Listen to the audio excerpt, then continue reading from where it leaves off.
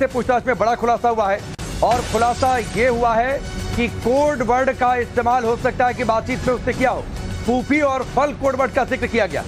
या सूत्रों की माने तो कोडवर्ड फूफी का मतलब आईएसआई का एजेंट होता है, कोडवर्ड फल का मतलब रुपए हैं। ये वो तमाम बातें हैं जो कोडवर्ड के लिहाज से बातचीत की गई है और ये तमाम बातें जांच में सामने आई हैं। एक बात, इस बात को समझिए कि जिस तरह से पूरा मामला भी नजर आ रहा है उससे उसकी कहानी कुछ और हो सकती है, पिक्चर कुछ और सामने आ सकती है। सीमा हैदर से पूछताछ में बड़ी बातें जो सामने आ रही हैं वो टाइम्स ऑफ नवभारत आपको बता रहा है। विनोद इस समय हमारे साथी जुड़ रहे हैं।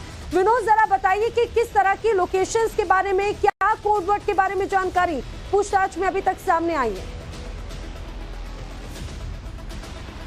देखिए, जो इन्वेस्टिगेशन चल रही है, एटीएस जो पूछताछ कर रही है, एक जो बड़ी खबर है वो यही है कि सीमा ने ये बताया है कि वो 10 मई को जो है वो काठमांडू आई थी।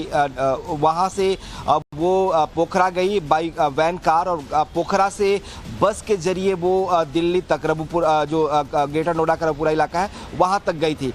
एजेंसीज ने जो रूट ट्रैक किया है उससे पता चला कि सीतामढ़ी के जरिए जो है वो सीमा की एंट्री हिंदुस्तान में, नेपाल से हिंदुस्तान में जो बॉर्डर है सीतामढ़ी का बिहार का, उस बॉर्डर से उसकी एंट्री हुई है। तो अब वेरीफाई किया जा रहा है। जो स्टेटमेंट सीमा ने दिया था उसने कहा था कि मई महीने में जो है वो 10 मई को यहाँ पर आई थी। इसके पहले मार्च महीने में भी वो नेपाल आई। काठमांडू के एक न्यू विनायक होटल है काठमांडू में, न्यू बस पार्क के पास, वहाँ पर वो रुकी थी और 7 दिनों तक रुकी थी वहाँ पर। तो वहाँ भी एटीएस की टीम जो है वो पहुँची हुई है ताकि इसको वेरीफाई किया जा सके कि जो इन्फॉर्मेशन वो शेयर कर रही है, जो जानकारी वो दे रही है वो कितना सच है। इधर खबर ये भी है कि सीमा ने कई बार सारे कोड वर्ड्स का इस्तेमाल किया है।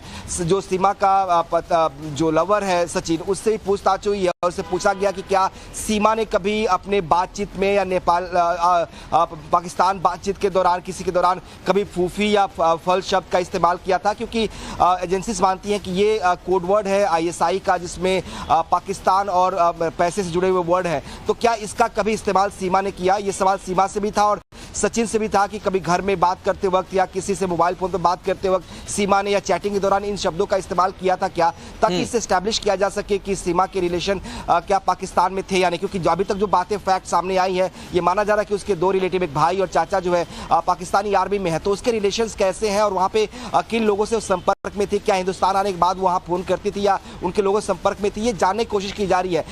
जो हमारे